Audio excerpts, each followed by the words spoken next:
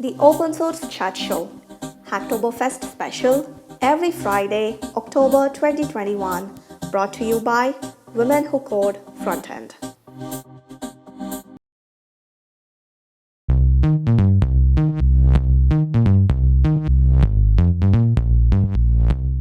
Hello, everyone. Thank you for joining. It's the last episode of the Open Source Chat Show, the limited edition Hacktoberfest special. We had 4 great episodes so far where we featured 6 different speakers. And today we have Mary and Sanjana. So thank you, Mary and Sanjana, for taking the time. First, code of conduct. Code is an inclusive community, so that you know, and our events are intended to inspire women to excel in technology careers. Mission is to inspire women to excel in technology careers. Vision is a world where diverse women are better represented, and our values state that inclusion is at the core. Target is engineers with 2 or more years of experience looking for support and resources to strengthen their influence and level up in their careers.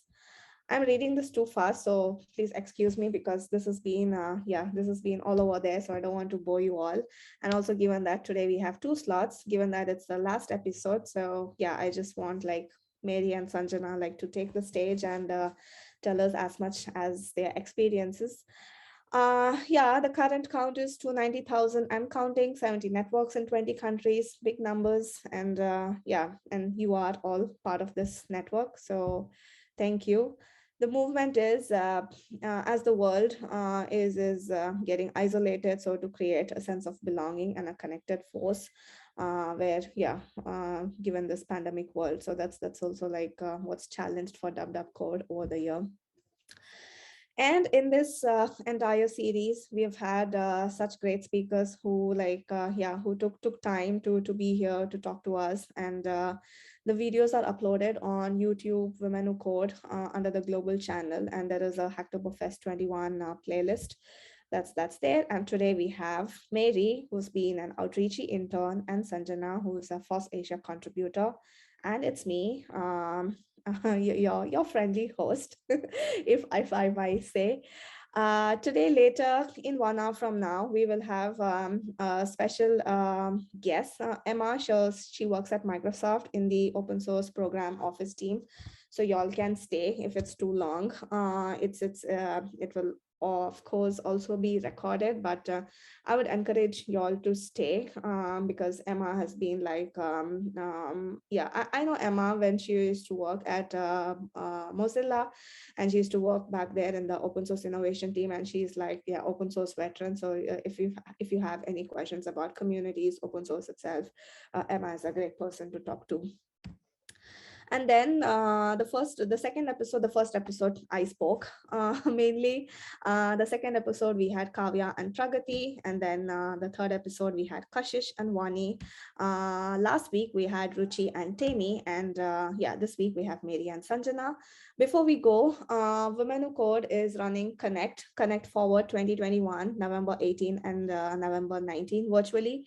So you can get 50% off your membership ticket. So you can use the code Code Frontend.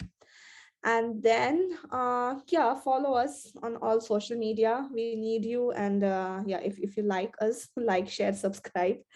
And today we have Mary and Sanjana. So let's get to them. I will stop sharing the screen. And I didn't read the chat messages. Cool. Awesome. Great. Thanks, Yara, for talking there and keeping them engaged. Let's get started. Tell us about yourself, Mary and Sanjana. So Mary, why don't you go first? Tell us about yourself, what you do currently, and why are you here? What's your connection with open source? Hi, everyone. My name is Obiagba Mary. I'm from Nigeria. I'm currently an open source contributor. As you all know, that I was an outreach intern for the May to August cohort. And currently I run this open source community called Code Collabo, right? And where there are open source projects that I currently I run this open source community called Code Collabo, where there are open source projects to provide experience for uh, tech uh, tech. Sorry, please. Can It's I? okay. It's Yeah. fine. Yeah, it's okay. Drink water, take a break. It's totally fine.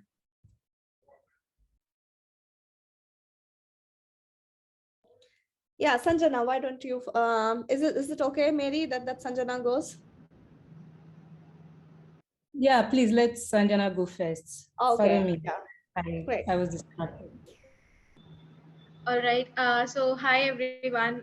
My name is Sanjana Maheshwari, and I am currently an undergraduate student, and I am majoring in computer engineering.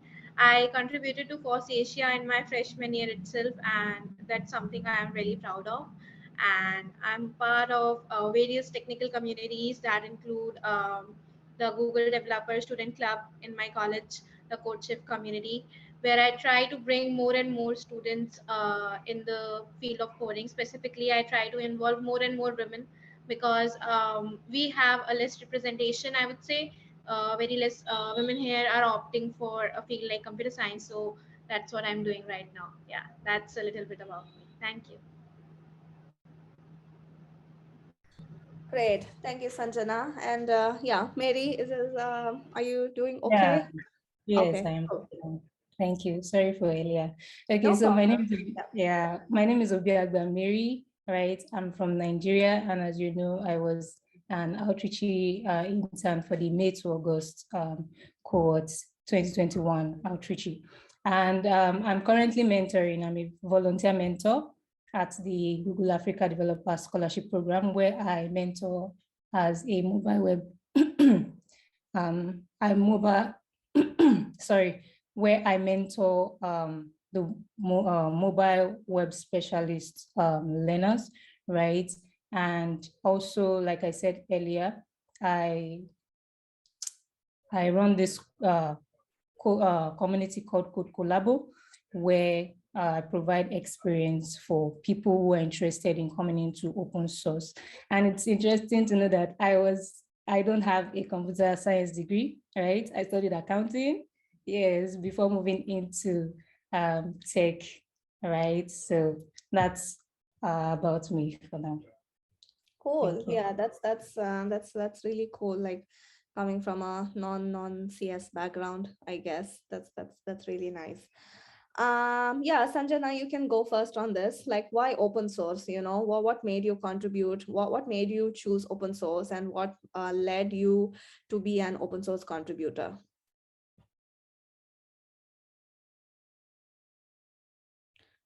I think Sanjana is frozen. Okay, Mary, you can go on this. Yeah, it's why open source, like why did you choose or decide to contribute to open source? Okay, so why open source? Well, the very obvious fact, where I stated earlier that I didn't have a computer science degree. And the first time after I got admitted into the Google Africa Developer Scholarship, right, and came out and wanted to practice what I had learned so far, right, open source kind of admitted me. Let's put it that way. So, you don't have to be part of the organization before contributing to code. So one thing about me is that open source has provided it provided a platform for me, to get the experience that I have today. And I've actually had access to both contributing to open source, either voluntarily or even being paid to contribute for to the software. So for me, it's and another aspect why open source, because the first time I actually started contributing to open source, which was through Outreachy and through Ushahidi. Ushahidi is something has to do with something humanitarian. So for me, anything, the fact that open source also linked me to something humanitarian for me, Yeah. it drove me. So that's why I picked open source. Cool. Yeah, that's really good. Like, yeah, I guess monetization is totally good, and yeah, to think about it, or yeah, to approach open source that way, it's totally fine. That's really cool. Yeah, Sanjana, we see two Sanjanas here, twice as fun as Ciara says. Who is the other Sanjana? Like, can we?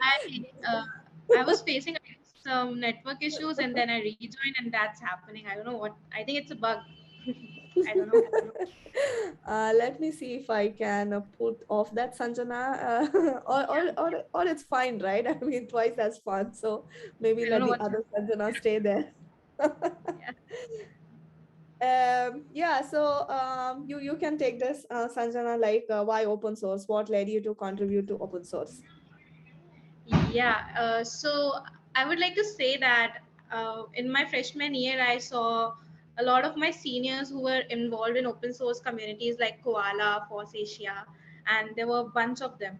So, like, I will tell you my personal story that I was a girl till like we have like a standard like class 12th. That's we say it here. So like till like age of 18, I didn't even knew how to use a Google Drive. So you will, like smile at me like, what what's that? How is it even possible? You are majoring in computers and you didn't even know that. So yeah, that was it. Because we have like a very separate system for excelling into these engineering and entrance examination. It's very separate. So I didn't knew anything, but these people looked like I used to fantasize like, hey, they are so cool people. They write a lot of code and they keep sitting whole day and keep writing code. And I was like, will I would be able to do that or not? So getting to contribute to Force Asia was actually very random. I just a senior we had this have this community called the AMU OSS, where he messaged on Slack that we have some good first issues, and you won't believe I was so nervous that I kept reading that 2 lines till 15 minutes, like should I message him or not, like would I be able to do, because personally speaking, I never did anything apart from HTML and QBasic till that point. I just know these like two things, and QBasics is an alien language now, so I did that in my school, and so. But yeah, that's how I fall into open source, and Force Asia was the first, contribution, a significant contribution that I made, and I'm still very thankful to that senior who told me that it's okay. We'll do it. We'll come sharing screens and I'll teach you. And that's how I fall into that. And in 15 days, like I completed my first pull request in Force Asia, and it was a heavy pull request. So like that's how I made it to open source. Yeah. Cool. That's a great story. I think the best part of this chat show is we got to hear so many um, similar stories. So it's been like so great, and yeah, like folks coming here and sharing about their experiences to listen is has been something nice too. To the audience, yeah, anytime if you have questions, you can write on the chat or write on the QA. So ask us. So it looks like the other Sanjana, the picture went, and now it doesn't look good. So I'll just like remove it. Okay, cool. It's all good. Great. Yeah, it's Mary. You tell us, how was your outreachy experience itself? And yeah, it's like what was good about it. What are the lessons that you learned, etc. You're on mute. Okay, Perfect. my outreachy experience is a very wonderful one in that I learned a lot, right? I learned from my mentor particularly. My mentor's name was Anna Lucif, right? And I didn't just pick up, okay, how to write code or something. I even picked up like mentorship skills. So one thing about my outreachy experience, I see it as a separate experience for me because it was a platform for me to learn new technologies, right? I had not worked with many of the technologies that I worked with, right, during uh, outreachy. I had not worked with so many, for example, single spa, you get, even though I had experience with JavaScript, definitely, right? And some other things like that. So outreachy actually taught me that, okay, you don't actually have to know this, right? but have the willingness to actually learn a particular technology, right? Have the humility to actually learn from people. I actually met someone who, I said I graduated from school, right?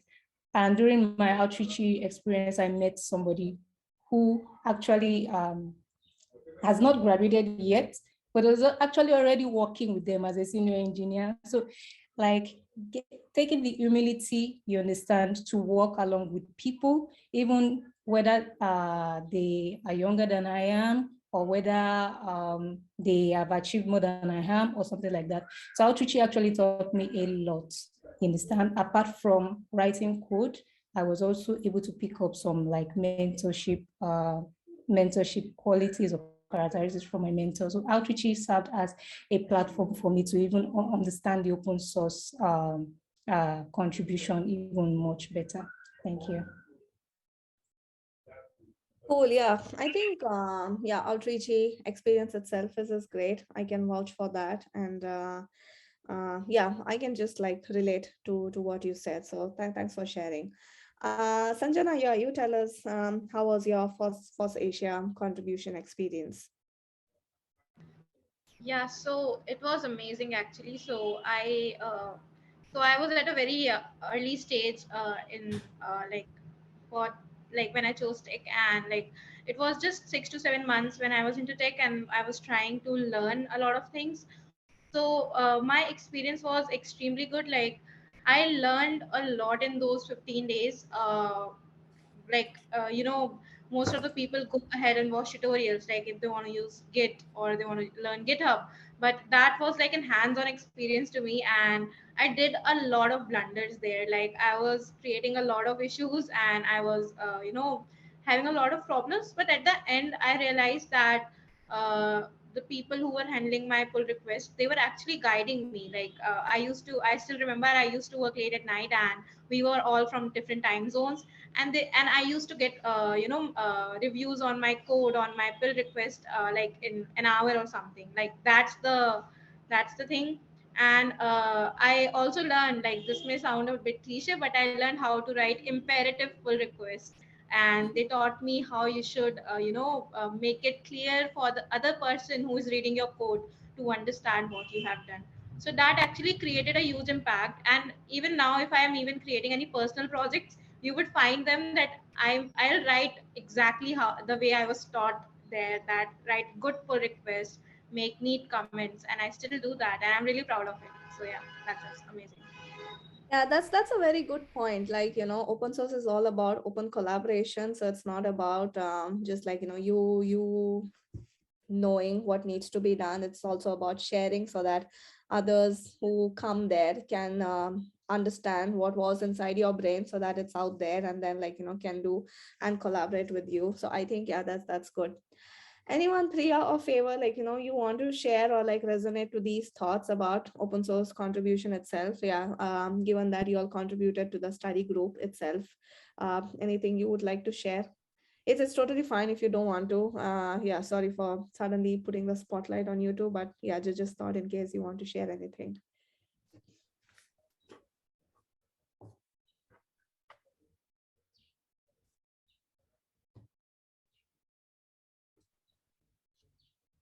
Okay, moving on. So next question is, what tips you have for first timers? Yeah, it's about given that, like, you've been first time contributors yourself, and then now it's like you've had fair share of contributions on your end. What tips, like, if you were to look back, you would offer advice for first timers? Yeah, who wants to go first? You pick.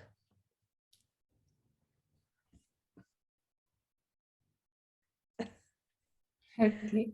Okay, yeah, Mary, cool. Okay, so what tips do I have for first-time contributors? Well, the first time, depending on where or how you got to enter open source, you get, it can be overwhelming at first, seeing a very big project. For me, the first open source project I was going to see, work with or see, is a very big project. And for someone like me who didn't even have any experience at all writing code, right? So my first advice for first timers is take it one step at a time, right? And one thing I love about open source community is the mentorship that is available for you. Don't be scared to make them know that, oh, I don't know this. This is what I don't know. If you have questions, really ask them. Because this was one of the mistakes I made. The first time I was contributing to open source, one of the mistakes I made was to act like I know everything. You understand? But the community actually is there to help you out when you don't know something. So if you have questions on even the code base you get, ask them such questions. That's my tip for open source contributors. Like I said earlier, take it one step at a time and try to make contributions from, let me say, from small contributions to complex contributions, right?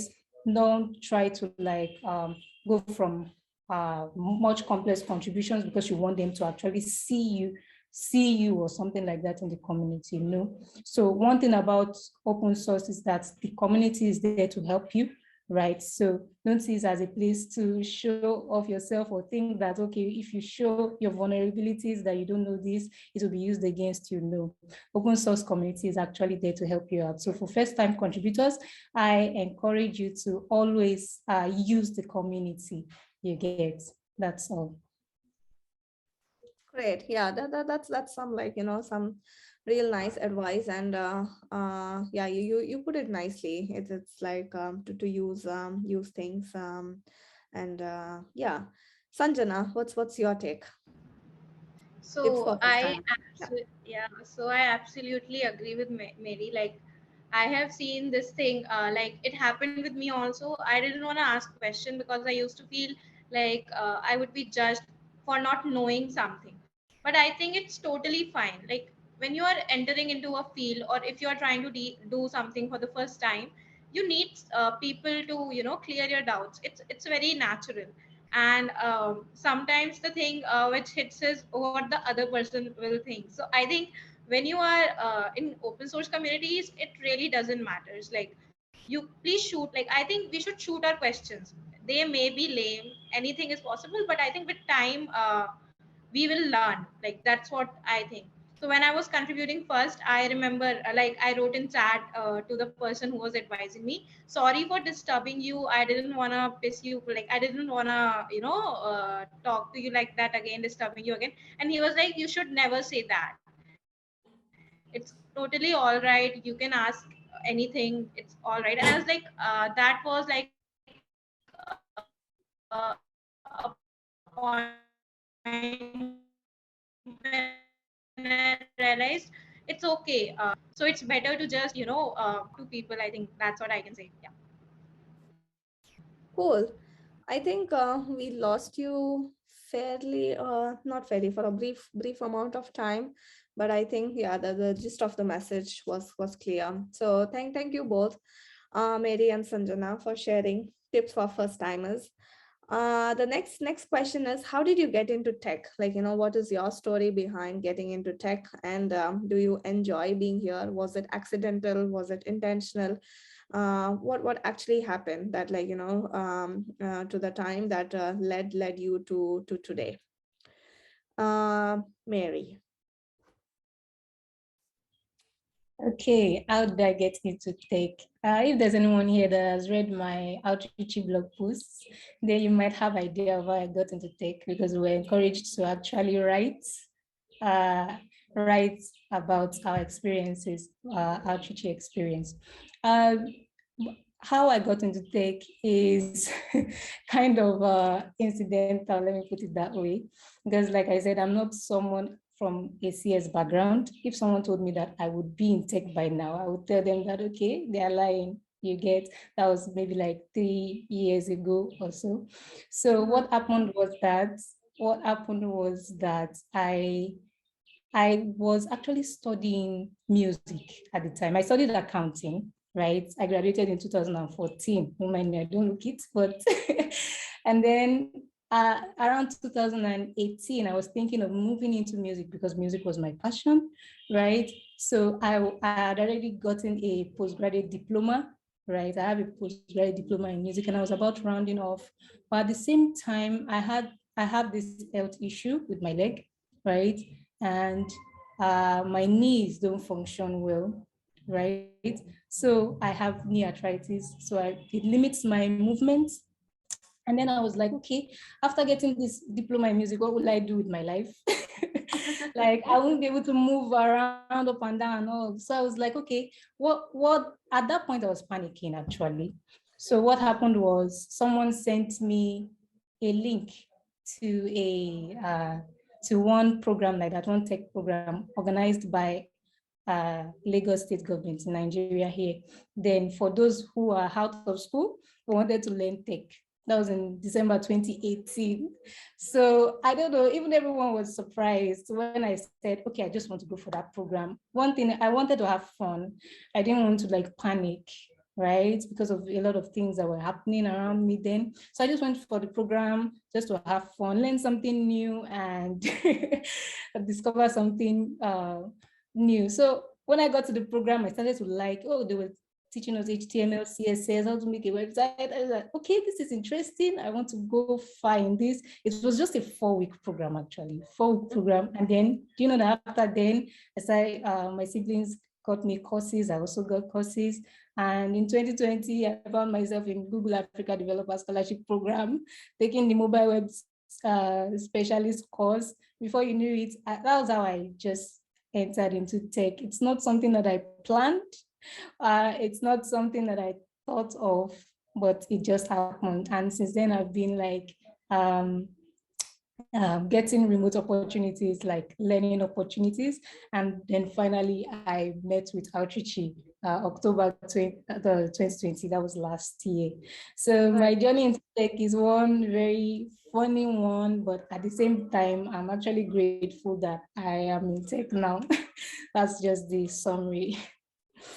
Great. That's quite a story. Yeah. Thanks for sharing. I mean, I really like the background, like, how you transition and then you landed into here. So yeah, I guess you are meant to be here. So congratulations. Sanjana, yeah, what's your story? How did you get into tech?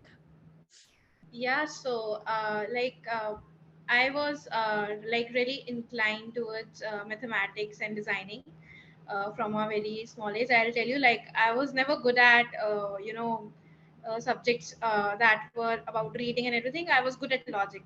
So I'll tell you that this thing that no one in my family has been an engineer or something. So it's mostly like that. Women in a society where I live tend to go for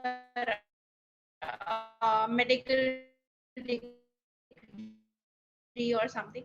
But I was not interested in that. I was interested in like theoretical things. So I had the subject called HTML in my 8th grade or something, and I just did it for fun and I left it. Then so we have this all India examinations, engineering entrance examinations. I sat for them, and I entered into like my degree, my college, and everything. And then I was doubting, like, will I be able to make it? Like after getting into that, I was doubting myself. So for first 3 to 4 months, I was struggling a lot. Have I made a correct decision? Like I was struggling. The thing was, there were many people who were sitting with me, but they had a greater experience or a better experience than me, and I had to struggle a lot. Like I told you, I was not even good at using Google Drive. Like that's my background. And then I just one good thing that I did, as I entered my college, I somehow like arranged like a laptop. I want laptop and an internet. That's it, and that's where my journey started. I was doing things that I couldn't do anytime. Like I really loved working on front end thing. Like this may sound a bit weird. People run away from CSS and styling, but I really love it. I don't know why. So I started doing it, and that's how it started. Then I ended up with some technical clubs and societies. I was not good at technologies, but I was good at designing stuff. So my journey started to design stuff using Figma. And then I gradually started, getting interested more into how technologies work and everything. And now I'm trying to make much more advancements like in myself, because now it's actually pulling me towards itself. Now I really feel interested when I learn something new, and that's a little background. Like I think I might have dropped out, but now I'm really happy that I didn't, and I'm working fine. Yeah, so that's about. Great, great, awesome. Yeah, it's nice, like how people come from different backgrounds, and we all get there. Yeah, it's Ciara. Do you have any story about getting into tech, like off the road kind of story to share? Yeah, sure. Sorry, wasn't expecting to be put on the spot. Sorry. Oh no, that's okay. Let's see. When I was graduating high school, I'm in the US, so when I was graduating high school and deciding what to do after high school, I really wanted to go to beauty school. I really wanted to do hair and makeup. And my parents said, hey, that's okay, but you might want to try out real college because you have scholarship money, and it will be harder to get scholarship money if you decide to go back later. Like, take advantage of that now, and if you hate it, that's fine, drop out, go to beauty school. We'll support you if that's what you decide, like that's what your passion is. So I said, fine, I'll go to real college, but I don't know what to major in, I don't know what to study.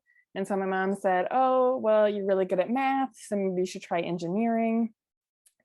And I went to a very small college in the United States. It had like maybe 1,500 people, so like a very small liberal arts school. And they didn't have engineering, so I ended up double majoring in math and physics instead. And during my math degree, I had to take like an introductory CS class, and I actually cried when they made me take that and offered to take like advanced number theory instead, because I hated computers so much and I thought they were so scary. I did make it through that. It did not change my mind. I went off to grad school to get a PhD in physics and very quickly decided that was not the right path for myself. And I did not like experimental work, and I did not want to be in a lab at 2 a.m. aligning lasers for the rest of my life.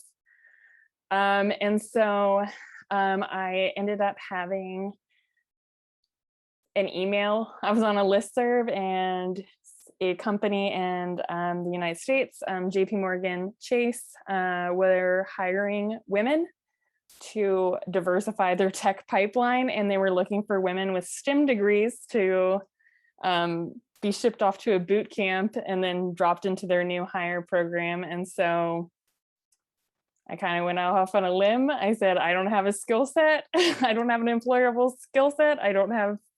I can just do really hard math problems. So I'm going to give this a go. And here I am now, 7 years later, still doing it. So Great. it's very much an impulse decision to leave grad school because I didn't like it very much. And this was the first opportunity I got. And I'm very grateful for it, and very grateful I made that decision. Great. Yeah. So glad. And thanks for sharing. Yeah. Yeah, my story, I think, the past episodes, I wanted to share my story. Today looks like we have time. So I will put my story. For me, I come from a family of engineers. So getting into engineering was like the default option.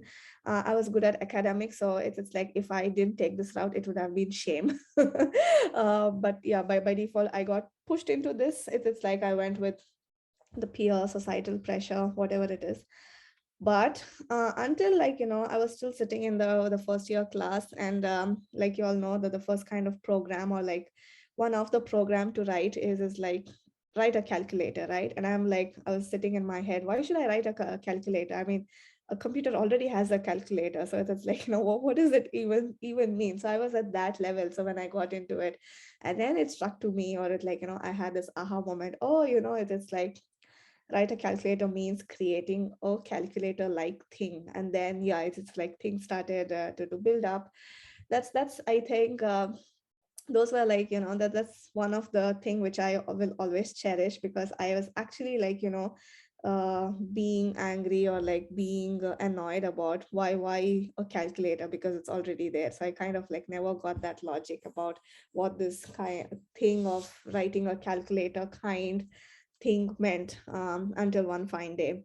But as I was growing, I think I wanted like I think as different people go through this, I went through different phases myself. So but one thing was I always wanted to look into like some hardcore things, like things which I consider difficult. So the first thing came to my mind was I wanted to be a cardiologist, because I felt like, yeah, people, doctors who look into the heart as like something complicated. And then, yeah, years later, this cardiologist kind of went. And then I wanted to look into be like an astronaut or anything about something to what Sierra did, into astrophysics, because yeah, I felt okay, all the complicated problems lie there. Like, you can do all sorts of various mathematics, actually like get to do stuff there, that thing.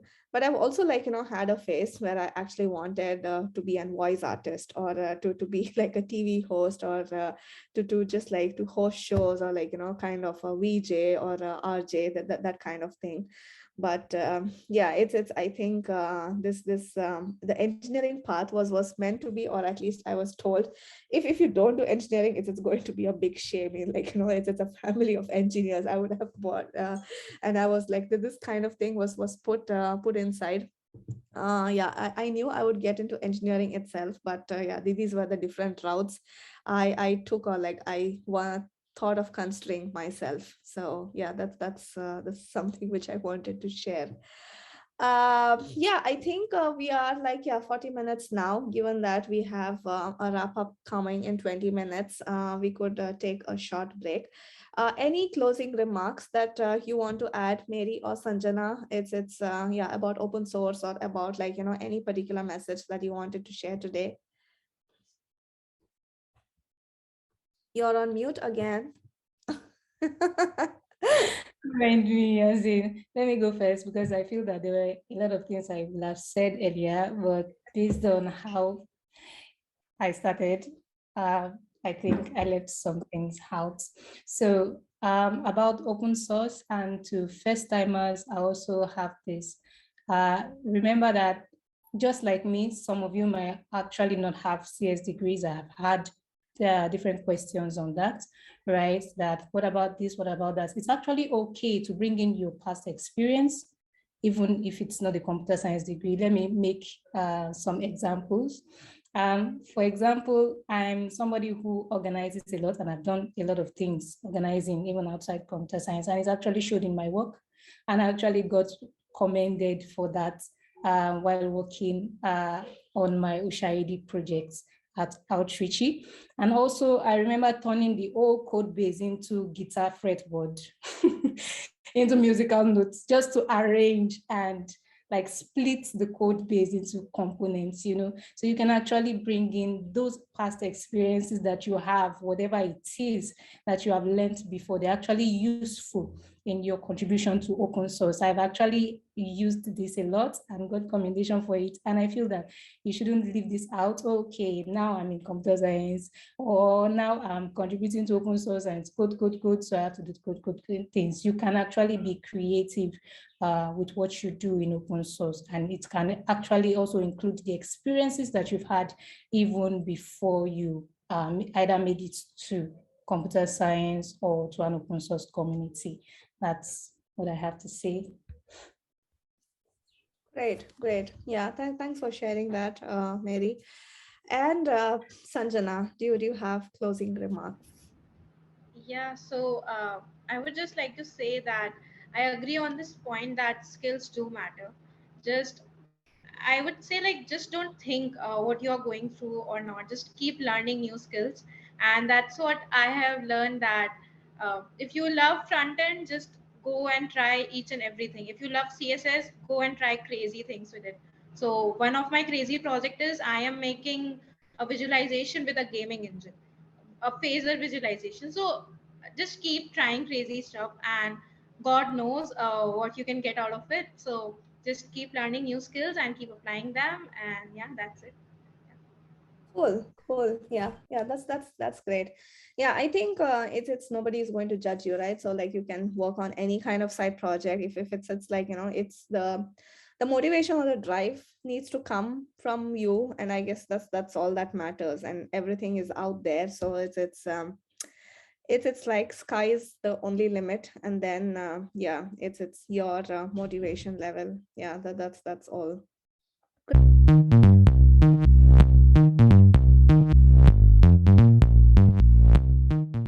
All right, so thank you, Emma, for joining. It's we've had we've been running this Hacktoberfest special, the open source chat show, and we've had 4 episodes so far. This is the 5th and the final one. And yeah, it's we would like to wrap up looking back at what we achieved, what we wanted to do, and yeah, it's Emma, to hear some stories, insights from you, yeah, from your days at Mozilla, from your current days at Microsoft. Yeah, it would be good. When we started, okay, a quick context. So I'm currently also the Women Who Code Leadership Fellow for the Frontend track. So one of the goals for a fellow itself is to host different events, and then events can be in any form, digital. I started in September, the last week of August. So let's say in September, it's been 2 months now. And then as a first event, I thought, why not use the Hacktoberfest theme? And that's where we thought, okay, let's have the event series on the open source chat show itself.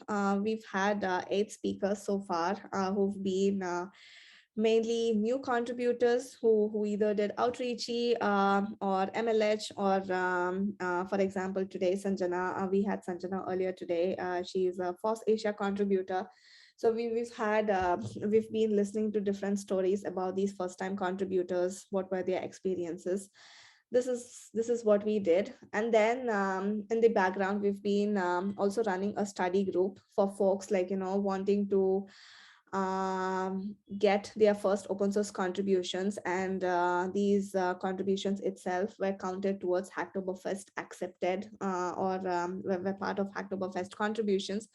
It's been nice. When I started this, I didn't know how it would go. So my stretch goal was, or my one of the metric to measure was, that at least one contributor, a new contributor landing their pull request, one pull request, I would consider it to be a success. That's what I started with. But today is 29th, and we have 29 pull requests merged, and most of them are from folks who did their first open source contributions itself. So congratulations to everyone who did this. And yeah, I think it's been great, like moderating Slack, moderating this issues, reviewing pull requests itself. It's been good. It's been like a fulfilling experience, I could say. I'm really glad that that we did this. And then yeah, it's we thought, okay, like, why not wrap up on a good note? It's been so good. That's where I reached out to you, Emma. So thank you for getting back and agreeing to be with us today. Yeah, let's start with a brief introduction from you. Tell us what you've been doing, and what's your connection with open source. Yeah, thank you for that introduction, and congratulations on what I love the goals that you have, and sounds like you've had some great conversations, and especially I'll have to try and find the recordings to see how people talk about their first contributions. That sounds really interesting, as a side note. So yeah, hi, my name is Emma Irwin. I currently work at Microsoft on the open source programs office. My background in history, so I started my career as a developer, and I'll just say that wasn't something that I just recognized. I mean, so going back 20, 30 years ago when I started technology, I mean, there really wasn't like the internet was just sort of coming to be, something that we had access to. So, when I was going to school and thinking about college, I thought I was going to be a nurse, and I, because I just felt like I have a lot of friends who were great nurses, but I felt like at the time that was the only thing I could think of that I could be. I hadn't really had access to a computer until my early 20s. And when I did start to like tinker with computers, I was just so fascinated by all of it. I really just wanted to figure out, how did a web page work? How did that come together? And so I was gifted a secondhand computer from my parents because I think they were like, oh, good, she's interested in something. I started to, there was at the time like something you could view source. So like the earliest days of you could just sort of see what a web page was made of. And I started to learn tools. I went to my internet service provider had a workshop that showed you how to make a work page using a front page. And a lot of these tools won't be familiar, but they're just basically the origins of HTML editors. And I remember the first web page I ever made, which was like a dark green background with a red Emma on it. It was like, that was like so exciting. I've never forgotten like my first web page. So anyways, that's the moment where I realized what I wanted to do. And so I applied and was accepted to like a business college, a one-year degree. Again, my parents were very happy that I was doing something that was going to progress, but I just loved it so much. And so even though I did okay in school, I really excelled in the programming course that I was in, program analyst, and just, so my beginning, it's kind of a love story in the beginning, and that continues as I was hired for my first role as a developer, a very eager developer. I sort of learned about open source, and that became like my love on top of love of technology, where I was first introduced to the Drupal community. So that's, a content management system that's still one of the biggest open source projects in the world that universities and businesses use to create content. That's where I first met with the idea of community, where I, was helped by others and then felt motivated to help back and to contribute back. And so that story continues for a number of years, almost a decade. I was an engineer, developer, back-end developer. I'm not very good at design, as you maybe already knew from my green and red first web page. But what I started to do is I really love teaching people and showing them how to do what I'd done. I felt like technology and the opportunity to be a programmer had given so much to me. So I started to teach others and to help teams figure out how to build communities. And that brought me to Mozilla, where I worked as a contractor first, and then as an employee working on open source and community strategies in various ways over the years. So I never intentionally left my role as a developer, but it just sort of happened, right? To encourage anyone that's at the beginning of their career to continually follow that curiosity. Because I think when I look back, that's really been something that's taken me where I am today, which is I've been at the Microsoft Open Source Programs Office for about a year. And what OSPOs do is the acronym that you'll hear, is help organizations think so there's working on compliance and licensing and all those like really important parts for businesses to get right, but also helping them release software, grow communities. We encourage people to contribute on behalf of Microsoft. That's one of our biggest goals. So that teaching side is still a lot of what I do at Microsoft, just as part of an organization whose goal that is. So, and it's really great. I think Microsoft is a really, I was really impressed by some of the stuff I saw Microsoft do before I joined, and some of the people. I worked for Stormy Peters, who's some people might know also was at Red Hat and Mozilla. And so that's kind of my long story to where I am right now, but lots of turns along the way. Yes, cool. And this is what we've been hearing from others as well every week. Like, everyone's story was so unique, so inspirational. Their journey into tech was sometimes intentional, sometimes accidental. And I guess this is like something so cool to hear about people, their background and how they ended up with tech and with open source. I think something you said with open source was good, like the motivation to contribute to open source, right? Like, I guess the motivation comes from you use open source, and then it's like there comes the thing about why not get involved with it. And then, I think that's really cool. And some of the speakers also shared with us that once you're into open source, you're always into open source. So getting into things is quite easy. Staying, I think, it really depends on your sustained motivation, I would say. But I guess, once you're into open source, you are there like forever, at least. Yeah. I will add that one of the ways that I used open source, I don't know if the term used is right, but when I was in jobs that I felt like I'd hit the ceiling of where I could go, I thought about, okay, so if I wanted to have any job right now, what was the skill? What would I want to build? And, so at times it's like, I want to learn mobile. So, I'd find an open source project that was, building Right. Android, and I would go there and start to learn that. So it was a way that I could supplement my career and then start applying for jobs based on work that I was doing in my job, but also open source community. So I definitely use that as a way to advance in my career as well and recommend that. Cool. Yes. Yes, I think, yeah, more on that. We can talk if we have time, but yeah, that's also like a good way, like all the companies, most of the projects, the code is out there, so you can always go and take a look, try to build yourself. For example, Visual Studio Code, right? You can always try to look into the source code itself, put in some changes. React, for example, it's there. React Native is there, and there are like the different bunch of stuff itself. So it's all about, yeah, you can take small steps and then also like aim for bigger stuff, which is like so cool. Yeah. Yeah, my next question to you is something about what we spoke 2 years ago during our bi-weekly diversity calls that you started at Mozilla. So in the panel where I was there, one of the topic was women will engineer the future. And yeah, as I was preparing the question set, I went and looked back at the article. So it was like 2 years ago. So time does fly.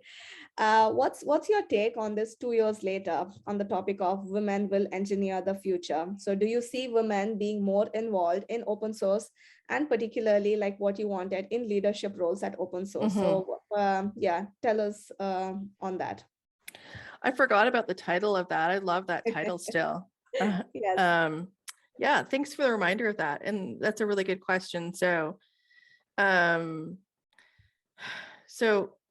yeah, I mean, I still think, I mean, part of the goal back then was to help women realize that this was something that they were invited to do and that they could be leaders in open source, right? A lot of times there's a focus on getting started in open source, but what we're trying to nudge the thinking back then around, if you're already in your career and you're already contributing to open source, like how can you step into leadership roles and what does that look like?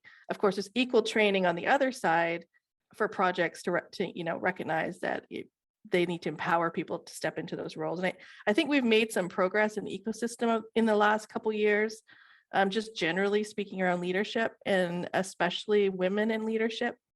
I think we still, there's still pockets and we have a bit of a ways to go in some area, but I am seeing more and more women and non-binary leadership in open source, which I think is sending a strong signal to others, which is really the goal, right? If you see people like yourself in these roles, then you know that you can participate. So I'll just say, just inside, like looking at Microsoft, some of the leaders in open source that I can think of are really diverse, and I'm excited about that. I'm seeing it more and more. It's more the norm to see women in leadership roles in open source than ever before. So if I don't see it, like maybe you would agree, it's just like, where's the women, right? Like there must be a problem here that has nothing to do with the people. So I think we're getting there. I think that the fact that you would notice that there's not women now where we didn't before, or a lot of people didn't, maybe women did, but so long story short, I think we're getting there. Yes. That visibility is helping. Cool. Yeah, I can agree with you on that. I think it's certainly improving, but still, yeah, there is like a lot of work. And I guess like to create this platform itself where women can stay for a longer time, right? Where like, where people like non-binary folks, like you said, can stay there, and the support itself, which is like, yeah, still an ongoing task. I posted a link on the chat about like some more context about what Emma said. So this is the article I wrote 2 years ago, and this is where I could recall about what we spoke. That was like a really nice panel that Emma had set up, and we were talking about yeah, all things about leadership in open source in particular, how to like how to avoid meritocracy, for example, how to like why is it important to have a code of conduct, those kind of things, and what it means to have like a woman in leadership role, and like, what kind of improvements we could do there. So this is where Emma said, or what Emma spoke now is mainly 2 years later, what the current context or the current situation looks like. Great. That's so good. I love the drawings in that. I forgot about that. Thanks for sharing that again. It just Great. reminded me though of one thing I omitted, which I shouldn't have, is like, it's really important that those safe places be there. I mean, the internet, then this is not just an open source thing, this is an internet thing, right? Like Yes. projects and companies need to make sure that if they're inviting in diverse folks for leadership or not, that they feel safe and that they're serious about their enforcement of their code of conducts and helping people feel protected. That goes for staff working in open source and, contributors, everyone feels safe. So let's add that on. Yes, great. Yeah, thanks for adding that. The next question is about Hacktoberfest itself. Like, how do you see programs like Hacktoberfest? Any trends you have seen or general pros and cons around this? So I think Hacktoberfest, or any sort of organized effort to help people make their first contribution or their second or their third, is awesome, right? I mean, that hello world kind of experience of doing something the first time is so key, I think, to getting people to think about what else they can do, right? Like, where else can I go, or what else can I learn, I think is one of the important things. So I think that efforts like Hacktoberfest are awesome. And they can also be in a small scale. So I've run events with companies like Google, and then projects like MIFOS, where we have taught engineers about the technology they needed to learn while also contributing to an open source project in small groups. So it doesn't have to be as grand, is what I'm saying.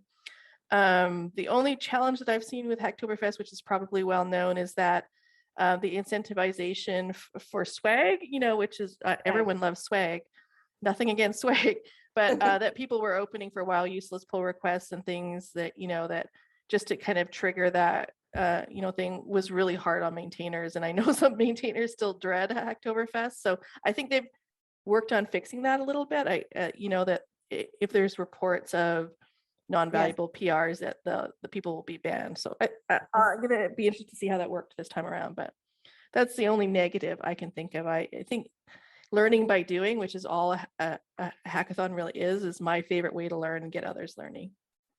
Yes, exactly. Learning by doing. I think this is what at least the first iteration of the study group which we set up was successful. I would call it, because I tried to encourage them to bring the topics what they wanted to learn, rather than we telling them, oh, okay, here is the problem, and then let's go about solving. So we took a mentee driven kind of approach. Yeah. And I think folks were they were able to understand or know what to do, or at least if they had the idea about, okay, hey, I want to do this, and then we kind of guided and mentored them. But learning by doing is what I think definitely worked in our favor with the study group. So it was it was like a valuable thing for me to know and understand this, because the study group did really work. Great. Yeah. And going behind the swag thing, I think this year is like fairly better, because maintainers can just mark the pull request as invalid or spam, and if there are 2 pull requests, then entry gets denied into Hacktoberfest itself. So I think this time is good, and this time also the initiative around Hacktoberfest itself is nice. Tea or a tree, which you can either opt for a t-shirt, or you can have like a plant or a tree, planted somewhere, which is another cool thing about this year. That is cool. I like that a lot. I didn't know that. The planting a tree, that's great. Yes. I love that. The next question is, any specific things that you can share about your OSPO work, in particular at Microsoft, that might be relevant to our audience here? It's mainly audiences like first-time contributors. So to get into a OSPO, what it takes if they are interested. now having done their first time contributions, maybe the open source, like, the drive or the motivation builds. So yeah, what does the OSPO do? Or if they are interested in getting involved with OSPO, is it possible? And the second question to this is, are there any grants or hackathons itself, like, from OSPO team, from Microsoft, or from other OSPO teams, or in general, that you can share? Yeah, so I'm just going to first drop a link here. Panelists, chat. Sorry, I'm just trying to navigate the channels here. There's the chat. There it is. This is just a link to the to-do group. So the to-do group is from the Linux Foundation, but it's a list. It's basically a group of OSPOs. So if you're just interested in open source programs office generally, there's Microsoft collaborates here. And then you can see if you go to that page, like there's lots of OSPOs that come there to talk about what that work means. People share things. There's lots of documentation. There's also a Slack channel. There's things like jobs channel. So if you're interested in OSPOs, I think that's probably the best place to check out to kind of see what's happening and who's involved, and follow those folks on Twitter, if you're really interested in the work of the OSPO. And of course, there's like really, Microsoft, our team is about 7 or 8 people right now, and we're growing a bit. We all have different skill sets. So an OSPO basically, really looks to empower the entire organization to be successful in open source. And so that is from a cultural perspective, which is a lot of what I work on, teaching and making people feel like they're part of open source and that they have the skills they understand. Also from tooling, that, the tools that people have and they're using, and or reduce any friction in the engineering process around open source. There's also, of course, like process and policy standards, very much like any sort of like software project that you build, open source has standards, and companies have standards to reduce legal liability. So, but generally, if you have a passion for building solutions for software teams, this is really just that around open source. So it's pretty cool.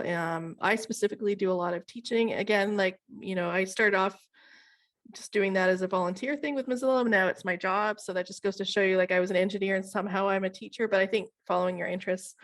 And so I run a lot of workshops. I'll say the one thing that I notice about being part of an OSPO is, all the feelings that you might be having as you're getting involved in open source, of feeling like, that you have to be perfect, or that, that people might judge your work, or that, everyone else is smart and you're somehow getting in the door. Like, that happens to lots of, that happens to everyone in some capacity. So, really bright engineers who work for Microsoft are like, I don't know if I really want to put like my work out there. It's a normal thing. So, and so a lot of the challenges that you're going through are a lot of things that I help, people working at Microsoft work through as well.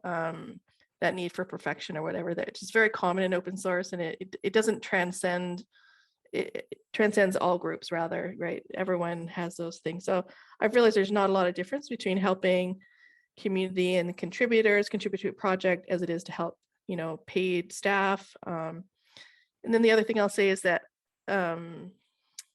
something I talk about a lot recently is how important it is for organization to help people who are paid to work on open source feel empowered as well, and that they know that the code of conduct is there for them as well. And so I'm not sure that answered your question, but I just want to say that, whatever it is that you're doing as a community member or a volunteer, if you start off as a volunteer or something, you can be paid to do in open source too. Yes, exactly. Yeah. And some of the things that we covered in our earlier episodes was exactly to showcase these kind of programs where you can also like get paid to do open source. For example, Outreach is a great example.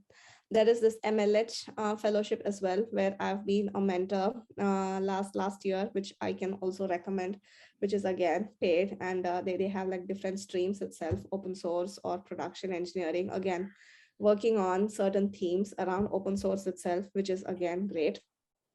And part of the study group itself, folks built like a page, a resources page, where you can find more paid internship resources itself. So we just like took this theme and just built like a static web page, and yeah, different people collaborated. Some people learned React, some people learned CSS, some people just learned how to contribute to open source. So yeah, this is like getting money from open source is another thing, which I guess not everyone considers it like a regular thing or a normal thing, but there are like different ways to like, you know, to make money from working with open source itself. I think that's good. Yeah, I just included a link there. We link from our GitHub repo to open source jobs. So if you're ever interested in like what kinds of jobs Microsoft is hiring for, we're always hiring open source talent. So if you want to get a sense of what is out there, there's a list there. Yes, great. And then, yeah, are there like any grants or hackathons that currently like is your team working on, or if you like, you know, aware of? The reason why I'm asking is recently we saw the blog post on Azure. I think Azure is like, you know, giving some sort of credit. So is there something, maybe we can talk offline, or can you share any details now? Yeah, so there is Azure, sorry, my dogs are barking because someone just brought a package in. So I was just muting because I'm like, hopefully he'll go away soon. The dog will stop barking. Okay, it worked. Yeah, so there right now we just released an initiative to where open source projects can apply for Azure credit. So I don't have the link. I'm trying to get the link, but it's not working. So I'll stop. I'll share that later. Yeah, Microsoft is really trying to support open source in every way possible. We fund a lot of different foundations or part of foundations. And we also have the Azure credits, which we're hoping lots of open source projects will apply for, which provides it like Azure. Anyways, the link will have more to do that. We also have the FOSS Fund, which is a program that I run where we award $10,000 every month to open source projects that we use, but also who are in some way improving diversity, equity, inclusion in the world. So there's lots of great projects like that. So we're trying to have that impact there. As far as other grants and off the top of my head, I can't think of any, but I mean, we engage with the Outreachy program, and you know, a lot of the foundations that we're part of have initiatives and funding. So the answer is not, these are a few things I can think of, but there's a lot more through a lot of our foundations work as well. Right, great. Yeah, thanks for sharing. I think that the FOSS Fund is something, yeah, which I was not aware. So something, yeah, I will check it out, share with the community. The Azure thing, yeah, we already shared. It's just that we didn't know how to apply. So we will look into again, and yeah, I will reach out to you if we need like any additional help. Yeah, no, please do. I mean, we really want people to apply. I'm just going to, I'm looking. This is our Microsoft's open source webpage. So you'll find probably in the blog panel, there'll be something around the Azure credits and then the FOSS Fund as well. Right. Great. Anyone has any questions for Emma? Actually, Emma, when you're pasting the links, you have to choose like the drop down there, because currently it's only going to host and panelists. Only I can see. You just. Oh, I'm so sorry. Everyone. Yeah, sorry. No, I use Teams a lot these days, so my apologies. No, I just pasted them, but oh, yeah, thank you. that was fine. Yeah, cool. Yeah, thanks for noticing that. Yeah, any questions, anyone? You can write in the chat or just ask Emma directly. Emma and I know when Emma was working in Mozilla, and yeah, I was contributing to one of Firefox's project, and Emma wanted, was running this program to see like what is the diversity ratio there, right, in every project, and trying to improve. And this is where she started the idea of having women in leadership roles, and had me promoted to be a maintainer, which was really good. You were great. And you know what, the interesting thing about that is when we ran a training course for Firefox developer tools, we brought in women who were already technically like skilled and in their careers, and connected them with the maintainer role. The interesting thing about that, I don't even really share that with you, is, you know, so there's this activity of yourself and the other 10 women, I think, that we worked with in the Slack channels and in the comment channel comments, And we went from like no or 0.2 contributions by non-men, we just call it, to capture non-binary, to many contributions by non-men, people of color, and neurodiverse people. Like, it was 500%. And I don't mean from the women that were in our group. I mean other people that saw that there were women in leadership roles, that there were other people participating. We saw increase in other people coming within 3 months. So that was incredible. It just shows that when people can see themselves, they're like, okay, that this person, is obviously feels safe or empowered. So I can, it was incredible as an experiment there. So there's definitely fact to that. You were great. I'd be interested in if no one has questions, if someone is interested in a particular type of contribution or role, maybe I can help think about that. There is a question here. So sorry, I missed it. Favor is asking, are there opportunities for junior developers in Microsoft? As like hire, like for a role or contributing to something? Yeah, Favor, you can correct me, but from what I understand, I think she's asking for like junior developer as a role, as a software engineering role in Microsoft. Yes, there are engineering roles for junior and internships. Microsoft has lots and lots of openings.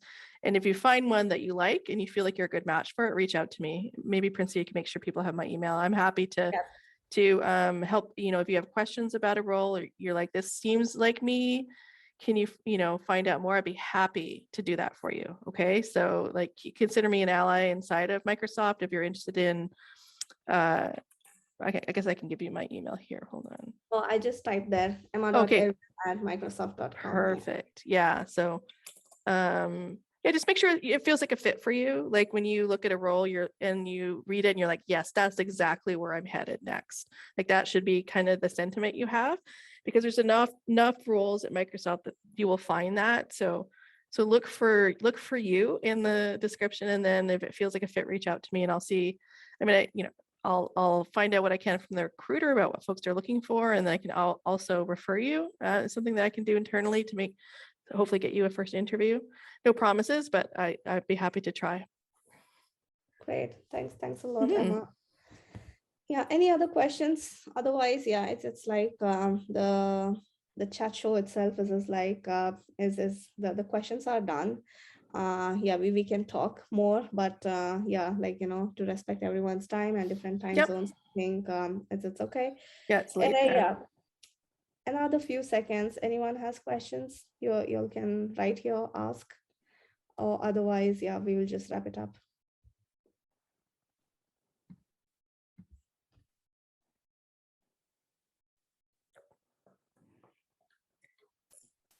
All right, then, looks like no questions. I think, Emma, it was really nice to see you after such a long time. And likewise. thanks for coming and sharing all the insights and sharing these links. It's so then, we are officially wrapping off the Hacktoberfest special, the chat show, and we will look forward to maybe come back with another series or another theme itself. I guess Ciara, Jachi, and I. So Emma, Ciara, and Jachi are the other women who code leadership fellows who are working in the cloud and mobile tracks respectively. So we will think, and we will see how to collaborate on a next limited series maybe. But otherwise, for October itself, it's been really nice, the study group and the chat show. Thank you, Emma, again for coming and wrapping this up for us. So great to see you. Thank you for inviting me, and keep me as an ally in this work in future too. Yes, definitely. Then thanks everyone, and I wish you a nice evening, day, rest of the day, and have a great weekend. Thank you. See you later. Stay safe. Bye. Bye.